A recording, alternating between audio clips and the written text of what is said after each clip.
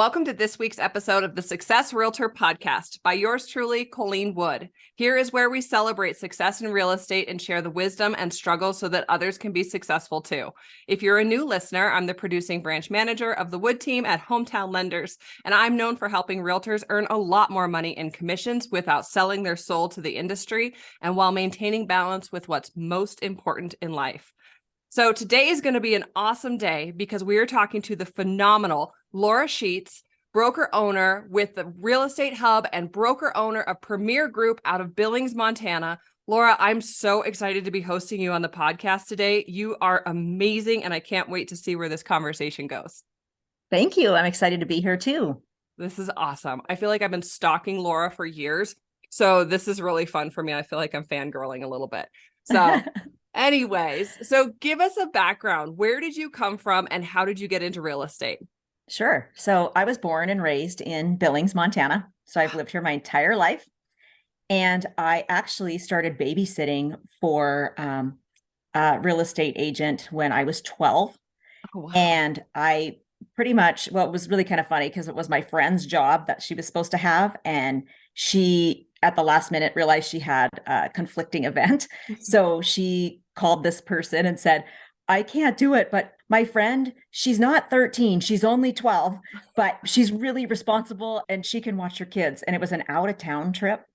So we ended up going out of town and they had 2 children at the time and they ended up just loving me. And so I ended up babysitting for them all the way through high school. I nannied for them in the summer.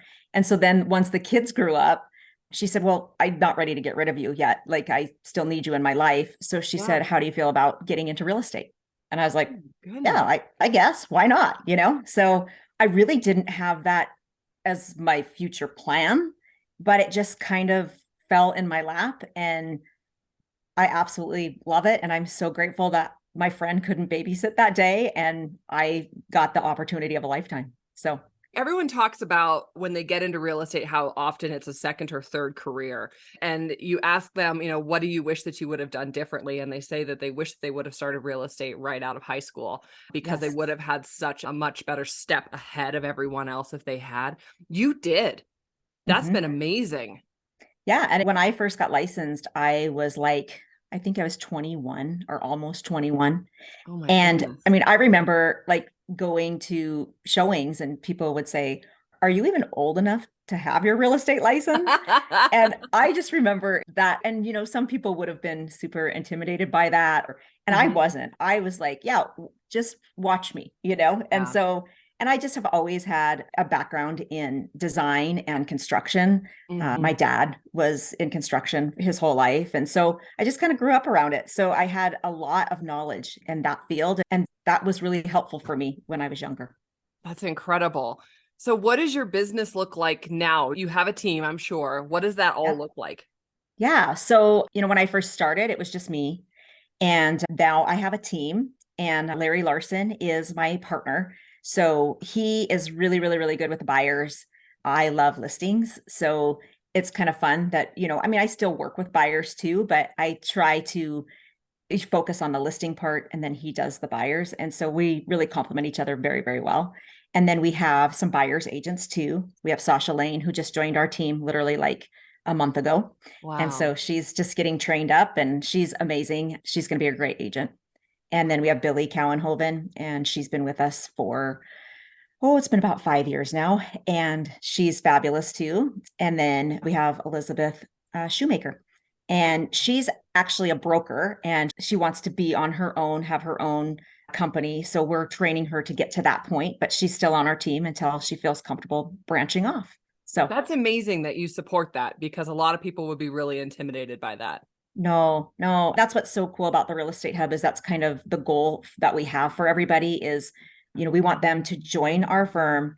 And, if they're not a broker yet, they can join underneath somebody, they can come under me or one of my partners. And we want them to learn and then get to the point where they have their own business and they can get 100% of their own commissions. I mean, that's the goal in real estate for everybody. And so we just want to help speed up that process for them and get them trained and feel comfortable in the industry. That's amazing. That's amazing. So how is it separated Or is it separated at all with the real estate hub and then the premier group? Is the premier group like an entity underneath the real estate hub, or how does that Correct. work? Yep. Okay. So the real estate hub is just kind of an umbrella for everybody. So I it's just see. a collaboration of brokers and real estate agents that we all come together under one roof, Mhm. and we share expenses and we collaborate ideas and knowledge and training. And it just helps us, better our businesses. And it just gives us a presence out in, the community, because we're not a franchise, we're just a local company. Right. But we have been open for 5 years and we are the number 2 company for volume of sales. So, That's and we incredible. have, yeah, we started with, I think, like 11 agents, and now we're up to 37 agents. And we don't want to have a lot of agents. We want to have the right agents. And we're just a family. I mean, we have game nights at the office. We go on vacations with each other, so it's just, Right. we're just like a family, and that's what we wanted. So we are very picky on who we, want to join the team, because it has to be the right fit. Absolutely. I Yeah. feel like the real estate hub has been in existence for longer than 5 years. And maybe it's because you guys, your branding has been, your marketing is so solid and strong, like it's burned into my brain in a really good way. I mean, you appear Thank you. like That's you've good to have hear. more, yeah, you appear that you have more tenure than you actually do. So that's amazing. But you have some phenomenal agents in your office. You really, really do. Do. So Yeah, that's hard workers, amazing. and just everybody is more than willing to share all Mm. their knowledge, and we all help each other out. It's a great place to work. I absolutely love it. It's not like work. It's just like living every day. Well, So and it's not great. every office is like that. So that's really, really amazing. So, Laura, what do you think is your unique skill that's helped you to become so successful? You have a construction and design background. So, has that been a huge part of it? Yeah, for sure. I mean, I think there's a lot of things I just make me different than other agents. I think I'm very confident when I put my mind to something, it's going to happen. I'm not afraid of problems. I'm a really good problem solver. Yeah. I'm not afraid to ask questions. I'm not afraid to figure out, if I don't know the answer, where to find the answer. Right. I'm an advocate for my client. I really listen to what my client's needs and wants are, and they're not all the same. Mhm. So sometimes we put ourselves in a box and we think that everybody's the same and we have to find them, a good investment. But sometimes buyers are not buying something for an investment. They're buying it for a personal home that they want to live in and raise their kids. And, they're looking at it from a different lens. So I Mhm. just try to meet the client where they're at, and then figure out from there what I can do to help them get what they want. That's amazing. That's amazing. And I know that with your design background, like you have such an ability to be able to walk into a home and be able to see what the potential is. Like, you're able to just see what it could be and enlighten that for your clients. Because a lot of people don't have that design ability. Yeah, I mean, vision is tough. I mean, a lot of people, they have to see it, and it has to be that perfect, it Yes. can't be in the work in progress stage. It has to be completely done. And Mhm. I can see the potential that things have. And then I also have, a handful of contractors that Right. will drop everything and run for any of my clients. So that has been something that I have, nurtured and really dove deep in to find the right contractors and the right people.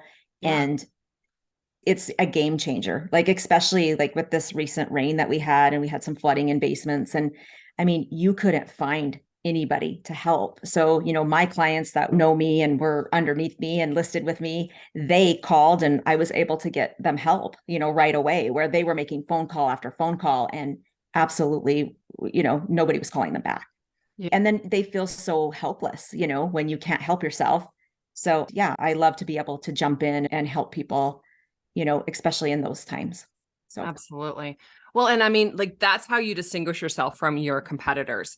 It's not who has the bigger billboard. It's literally showing up and doing your job at the heightened level, seeing value where other people don't see value, and then helping your clients even moving forward after they've bought with you, that they're under your wing forever and ever, that you're going to help take care of them. And absolutely. It's and not that's, just a transaction to us. I mean, yeah. it's actually, there's like kind of this separation anxiety that happens once we sell them a home and we don't see them or talk to them every day. It's like, oh, there's a void. Hmm. So we really do try to stay in contact with our clients. And, I made several calls after this last brainstorm and just made sure that, nobody needed anything. And they know that I am, an open book. Like if they need something, text me, call me, if I don't have the answer, I'll figure out the answer. I'll find it for them. So you mentioned that reach out occasionally. How else do you stay in touch with your past clients? Yeah. So, I mean, I try, like I said, to look at Facebook. I don't love social media. I'm going to be Yeah. honest. I don't do a ton of posting on social media personally. Business wise, I try to keep my business page going, with knowledge things and listings and whatnot. But I do at night when I am, there's no phones ringing or anything. I do sit down and I will go through my feed and I will make comments on, past clients' posts, just because I'm curious on what they're doing and how their family is and if they've had new babies or if somebody got married, So Yeah. that's kind of my time to kind of catch up and just kind of post to them and let them know that I'm thinking about them. So I love that it's such a simple system for you. You're a very successful agent and you've done a lot of business for a lot of years.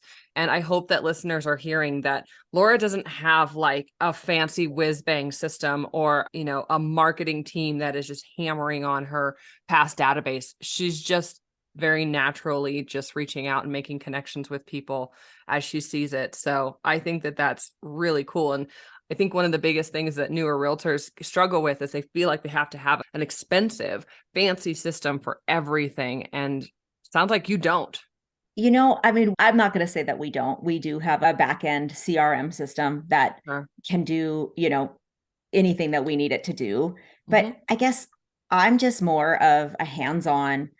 I don't like, I mean, there's things that we do have to automate because, we are only, Larry and I are two people, we can Yeah. only do so much in a day, Yeah. but I don't love automation. I think that it takes the human touch out of Yeah. things. So, I mean, we do have some automation, but I really do try to keep it, relational, Mhm. human, not just, technology. I love that. And I do think too that there is space for some automation and it is helpful. But yeah, I love just face to face, human to human. Mhm. So how have you built your referral network and how would you recommend that the other realtors get their next deal? Yeah, that's a great question. When I first started real estate, I started at a local company. I didn't start with a franchise. They really didn't have a training program per se. I just kind of shadowed the broker. Mhm. And so you really had to kind of learn as you went on your own, So I guess if I were to say, if you were just getting into real estate, I think that you could speed up the process of what I had to go through faster if you started at maybe a franchise or, one of the bigger companies that has training and lead systems and those kind of things, because I didn't have any of that. So I had to literally go out and find clients and, just network. I mean, that's what we did. And I don't know, I'm glad I did it that way because it has made me far stronger and more resilient. And, but I think that there's a faster way than what I took, but I wouldn't trade my way. Mhm. I wouldn't. But if I was giving advice to somebody new, I would say, here, I'll give you the streamlined version of how to become successful faster. Yeah. But yeah, but no. And I still, like I said, I'm a personable person. So I think that helps too. But I don't know, I can talk to a wall. So I just meet people everywhere I go. Sometimes, like, I'll go shopping and I'll be in a furniture store and I'll buy furniture. And the next thing you know, that person's like, well, you know what? I'm looking for a home. So the person that helped me buy the furniture, she ends up calling me to buy a house or to sell her house or, so Yeah. it's just talking about what you do Mhm. and having passion for what you do. And Yeah. it just kind of comes to you. Well, I love that you were in there, like you came into the industry like baptism by fire. Either you were going to go out and generate your own leads or you weren't going to have any leads, which I think, I do love that the franchises do a lot more training, but I think that and tell me if I'm wrong, but I think sometimes some of the franchises, when the newer realtors come into the franchise, there's an expectation of a given lead. Like I didn't get my brokerage didn't give me any leads. And so I think if you don't have that expectation of being given leads because that's how you went out, you went and got it. I think if you get given a lead, it's just, you think about it differently than if you're expecting it from some of these For sure. I franchises. think you are right on. I mean, so my team, we invest in Zillow. So Yeah. we do provide Zillow leads for our buyers agents underneath us. And that is helpful for them. I mean, a lot of them have their own clientele as well, but It's just kind of a filler for them, Mhm. and it's good for us too. I mean, we accept the leads as well. So we work the leads, they work the leads, and, we've been very successful with it. Mhm. It is different working with Zillow leads than it is your past clients, Mhm. because Yeah. Zillow leads are coming at you. They don't know who you are. They don't really even care sometimes who you are. They just want somebody to let them in this house, So then Exactly. you're trying to build this relationship, and they're usually not pre-qualified. They're not, you know what I mean? So you're starting from scratch. Yeah. So, which is fine, but it just takes more time and energy and, all of those things. So it's just a good balance to have both, I think. Yeah. If you're just running after leads, cold leads that you're going to try to nurture and turn warm, I mean, you can get burned out pretty fast. Yeah. Do you and your company have a lead follow-up system that you require that your buyer's agents use? If you're going to invest in a Zillow lead, do you have a requirement of how quickly they need to follow up, how many Yes. times they need to? Okay. What is Yeah, that? so I mean, people, I like, honestly, when I first got into Zillow, I mean, Zillow was the enemy. I'm like, I hate Yeah. Zillow. What is Zillow doing to my industry? You know what I mean? They disrupted it big time. And once I embraced it and realized that this is a thing and this is where the majority of the people are going to get their information. And if I don't figure it out and hop on board, I'm going to get left behind. Yeah. So it was a mental switch that had to happen. Did that, got in, and then I realized that Zillow, they're really not trying to take our job. They're not trying to control us. They're really just trying to help the consumer and try to simplify and streamline the consumer part, of the transaction. Mhm. And they actually, would fly us out and give us training on how to talk to the people, how to, do the calls, how Wow. fast you have to respond. I mean, Mhm. it was really it was educational, and it was really an eye opener. And we Wow. have a Zillow, like advisor that checks in with us monthly, and, they're and just as invested as we are, and they want our team to be successful. So it's, I don't know, it's Zillow's been a great partner for us. I don't That's know if it's been that way for everybody, but it has been great for us. That's a really fantastic perspective and a different one than I've heard commonly. So, if you're going to buy leads, you have to work them. They're not going to work themselves. So, you That's have to right. have a system. So, if you don't have time or capacity, that's not a good use of your money.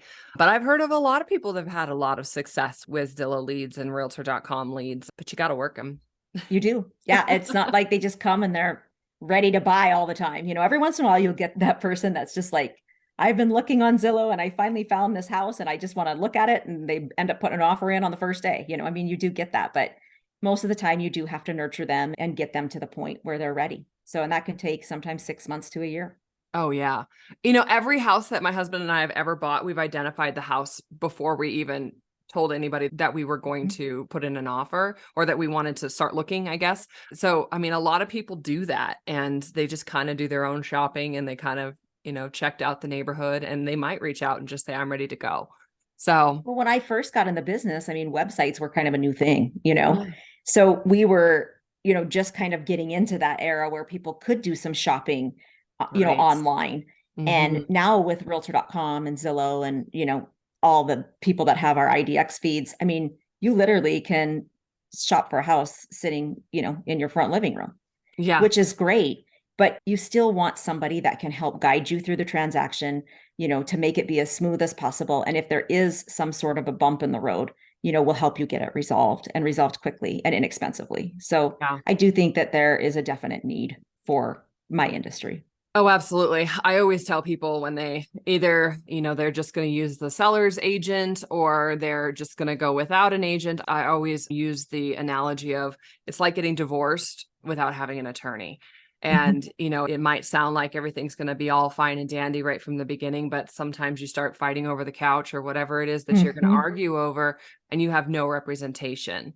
And so I think it's just really, really good to have an agent, to have your own agent to help you facilitate. It's a legal transaction and there's a lot of things that go on that can go wrong that you're really going to want some advice from. So I'm a huge advocate of realtors.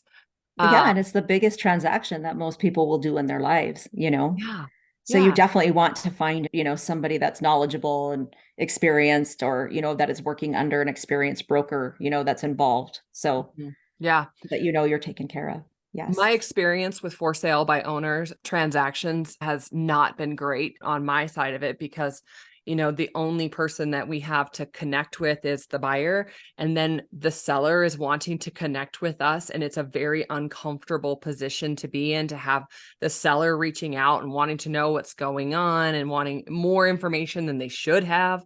I had a deal that it was getting ready to close for sale by owner, and the seller was not removing all these vehicles off the property. They were just leaving them there, and they just thought that it was just going to be okay. And here I had nothing to work with, no help to be able to figure out. And I'm like, I shouldn't even be talking to this guy. This is really uncomfortable. And then the buyer didn't feel like, so there was just a lot of animosity and anger going on. And I ended up having to get some help from a realtor friend out of that market to just say, can you like help me on this somehow Yes. to help Diffuse the that? situation. Yeah. Yeah, just to Mhm. help guide that as a local expert, because I can't be talking to these people. So, I mean, I love, love my realtor friends. So, what important rules have you learned about the real estate business that have made you even more successful? Do you have like defined rules that are just like, this is how I do my biz? You know, I wouldn't call them rules because I don't like rules. I don't, Mhm. sometimes I buck rules, Yeah. like I buck the system of rules sometimes, but no, Mhm. I would say that I just think that you just have to be transparent. Mm, You have to be, you know, stable, like it's easy to get unbalanced in this profession. So to when you're, kind of a little manic because your work life balance is out, and you yeah. just got to figure out that stability and, just being there and listening. I think that, when I first got in the business, I didn't realize how big listening was. I love to talk, so I would talk a lot. And now I think that, since I've evolved, I think that now I'm a way better listener. I talk less, but it's more meaningful what comes out, I just think those kind of things, just maturity, I think, Yeah. has really, really helped. And I do sit on professional standards Mm, with our local board. And that has opened my eyes a lot to a lot of things. And that's why I decided once I left my previous company that I was with for, 20 years, when we opened the real estate hub, I decided that my portion of what I was going to do for the company was to really invest in the training for our agents.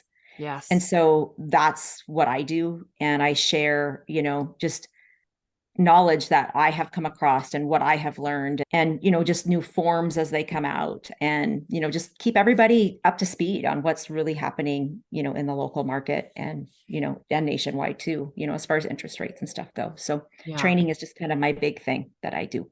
I love that. And your agents are definitely benefiting from that, because I do know of a lot of offices that don't have very much in the way of training. And it's sad. It's sad to see agents struggling so much, and especially not really understanding the lending side of it at all. It's sad to see. So I would love that you're doing that. What do you think are the top 3 skills that you have to have in order to be a successful realtor? I think your personality is definitely one of them. I mean, you have to have the gift of gab. You have to be able to relate to people. You have to have drive and motivation. That's another one. Mhm. y- you have got to be a self-starter. Yeah. Nobody's going to drag you along and tell you, what you have to do and Yeah. what needs to be accomplished in a day. I mean, Mm. you are literally on an island by yourself, just Yeah. figuring it out, Yeah. and you don't have anybody motivating you but yourself. So you have to really, be a self-starter and a motivator, and That's very driven. amazing. Those are amazing, amazing points. And that is so true. That's so true. You are on an island. There's Hmm. nobody cracking the whip behind you to tell you to go do Nope. your job. Nope. But I think what I love most about real estate is, even though I've been in it for like 25 years now, Oh, I learn something new every day. Like mhm. it's like you never will know it all, I mean, and that's what's so neat. And there's so many different personalities. And Yeah. so, yeah, it keeps it very interesting and entertaining. And that's great. I feel the same way. I feel like there's something different to be learned from every single transaction. And It's such a humbling industry because just when you think you've got it figured out, something will shift and change, and you've got to use some different tools and have some different skills in order to put it together. And I love the puzzle of it all. Mhm. It's so great for our brains to get to think through, like, we're not like just a cog turning. And a lot of people think real estate is just like a cog turning and it's just a simple thing. And there's so many different things that can happen that you have to put your heads together and have a solution together. So I love it. Yeah. And, just even the different types of financing. I mean, Mm. just knowing what financing is best for your client, Yeah. and, this one's not going to work for this person, but this is going to be better for these, and Yeah. yeah. And we do have to know a lot. Like, I don't know how you ever stop learning in this industry, honestly. Mhm. Yeah. Well, I think a lot of people just get really stagnant and then they're just giving really bad advice sometimes. I'm like, oh Well, my or gosh. it's just old advice, Yes. where that's something, to be said about experienced agents too. I Right. mean, sometimes they get stuck in the Mm. past and they can't get outside of what they used to do. And if you're not willing to evolve and change with the times, they're going to get left behind too. So, Yeah. Yeah. yeah, no, I just think, pivot is one of my words I use all the time. I'm a dancer too. So that's kind of what I do for fun is I teach a dance fitness class. And we Wow. do a ton of pivoting and we're always like, we never plant our foot. We're always, we're just bouncing kind of lightly back and forth so that if we have to go left, we can go left. If we have to go right, we can go right. Hmm. So you got to be ready to pivot at any moment because Hmm. the market changes that fast. You know what I love about the experience though is Angel, my operations manager, she's got almost 30 years in the business and I'm following up right behind her on that stuff. And we love, to pull out the knowledge of, what it was like to be in a foreclosure market or what it was like to, do the short sales. And, we're back to, seller credits and things like that, that went away for the longest time that, some of the newer lenders that have never even have zero comprehension of how to do those things. And it's fun to just roll that Rolodex back and be like, remember when we did that? And that's how we got through that. And it's fun. We talk about the old days. I had to mail out some disclosures yesterday to a guy that doesn't do email. And it took me way back, way back. I'm like, oh my Yes. gosh, But isn't it funny that that's like when we did that, it was like so normal. Like it was I normal. remember like literally every offer I did, I would have to drive to their house or they'd have Yeah. to meet me at my office. And I look at how did I do transactions back then when I mean, that was such a time waster, you know what I mean? To have to do all of that.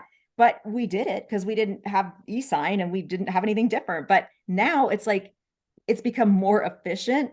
Hmm. I don't know. It blows my mind to think that that's how we used to do it. Yeah. I mean, I had to add paper to the printer 3 times in printing the disclosures.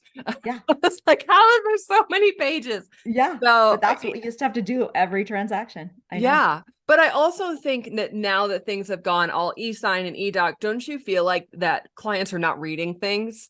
I I feel like, do, but that's why I will always tell my clients when I send them the e-sign that once they get it to give me a call, and then yes, I still walk them through the contract, yes, just over the phone. It's no different than if they were sitting in front of me, right. That's so But I smart. do think that, and I think that the most misinterpreted form that we have is like our relationship form Hmm. and our property disclosure. I think Hmm. those two forms are the ones that, agents kind of breeze by. Yeah. And those are really important. I mean, those relationships and how we work and who we work for and all of those things that's important to get across to your clients right away. Hmm. And the property disclosure for sellers, I mean, actually they just passed it used to be property disclosures were it was a voluntary thing. If a seller wanted to fill one out, they could, where now they are going to be mandatory. And I think that goes into effect this September. Hmm. So, which I'm a fan of. I think that, there's not one house that hasn't had some sort of a problem. So Right. when we get all of these blank disclosures, it's mind-boggling to me. And especially when our lawsuits are always usually about non-disclosure, somebody Hmm. not disclosing something. So Hmm. I think that that's what my office, I really push that property disclosure and getting it filled out properly to Uh-huh. protect, the seller and the buyer. I mean, everybody needs to know what's going on. So Yeah. And as a consumer, because we've bought and sold a bunch of real estate recently, and as a consumer, they look at the property disclosure and they're very overwhelmed by all the questions. And, often it's one spouse or the other spouse that's doing all the paperwork. And, maybe the paperwork person doesn't know all the things about the HVAC system and the fact that the property's had some water damage and things like that. So it really, Well, and that's why I usually go through and I ask the questions, because I find that, when you've lived in a house, some people have lived there for 20, 30 years. They can't go right, back that. They're not going to remember that, oh yeah, when we first moved in, we treated for termites or something like that, right. You forget, it's been so long. So by me asking specific questions that I, now have learned over time, I need to ask, because Yeah. it will jog a memory. You know what I mean? And they'll be like, oh, wait a minute. Yeah, we did have that done, where Yeah. if that question would have not been asked, they would not have known to put that down. So I spend a lot of time on that property disclosure with my clients. That's so smart. So Laura, at this stage in your life, what are you looking for in a friend? Yeah, that's a good question. It's not quantity of friends anymore. I Mm. used to think I needed a lot of friends, and now I just truly want somebody that is positive, Yeah. that is not stuck where they're at. Like, I always want to be a better version of myself. And I spend a lot of time getting to that point. And I've had, done a lot of personal work over the years. And I want somebody that can continue to help me grow and learn and be passionate about living my job, my personal life, my children, all of those things. And so I need positivity in my life. And so if I don't have that, then I've had to let some friendships go because they were one-sided. And, it's hard, but I'm busy and I don't need a filler anymore. Like, I have a great life. I am happy with myself. And so I want people that will continue that process for me. Mm-hmm. It's just, you mentioned maturity at the beginning, and it's just not, maturity has helped you so much in your business to be able to be a better version of who you are. And it's also, it leaks into everything, including your friendships. And I just think it's an awesome thing to talk about. Like, what is it that we're needing right now? And like, for me, I don't need high maintenance friends. Like, I need you to call me and tell me it's your birthday so that we can go have cocktails, because I'm not going to remember that Right. it's your birthday. I Right. hardly remember my own, you Yep. know? The same way. Yeah. If you're needy, it's probably not going to work out. But yeah, but if Yeah. you can, and I have so many friends that, we sometimes don't talk for a year. And then when we talk, it's like we never skipped a beat. Yeah. Just love So them. yeah. Yeah. Well, what do you think is next for your business in the upcoming year? Yeah, I think that, we're kind of doing a shift right now and we're kind of rebranding ourselves. So there's going to be some new branding that's going to come out. Fun. And I'm really trying to offer a product to sellers, that is above and beyond what is been normally expected of realtors. Mm, I'm really upping my service game and I'm investing, a lot of money to do that. But mhm. I think that it's going to be good for me and it's going to be good for my seller as well, my That's sellers as well. incredible. So That's yeah, incredible. That should we're get a at the lot very of early people's minds. stages. So it's just starting to happen. So it's exciting. But again, when you do anything new, it's just like, Mhm, it's overwhelming. mhm. And it's kind of unknown territory, but Yeah. we've got great guides that are helping us out. And so I'm excited to see what the future brings for us. But we are And definitely growing and expanding, and I don't plan on leaving this business anytime soon. So I don't know how to do anything else. So, yeah, I know. I'm like, I could learn. I'm sure I could learn to do anything, but yeah. I love this job. So Yeah. I just want to get better at this job. So that's what I'll do. Well, that sounds incredible. Laura, this was phenomenal. You are such a wealth of information. I think everyone is really going to benefit from hearing your perspective. So, thank you so much for your time today. It was phenomenal. Yes. Thank you so much for having me. It was a lot of fun. Thank you. Thanks again for listening to this week's episode of the Success Realtor podcast. Just as a reminder, I'm the producing branch manager of the Wood team at Hometown Lenders. What we are known for are three things. Number one, we close on time. Number two, we keep our realtors in the sales seat at all times by keeping them updated on their current transactions so they feel confident to go get the next one. Number three, when you entrust us with a lead, we follow up on that lead until they buy, fly, or die. Leads are never lost to our lack of follow-up. Our number one priority is for you to earn more money in commissions so that you can improve the lives of your family, community, and in turn, our country. So can I count on you for that next buyer lead? I would love to work with you too. Also, if you're interested in being a guest on the podcast, please just reach out to my office. All right, we'll talk to you when you call in, and we'll see you on the next episode of the Success Realtor podcast. Bye-bye.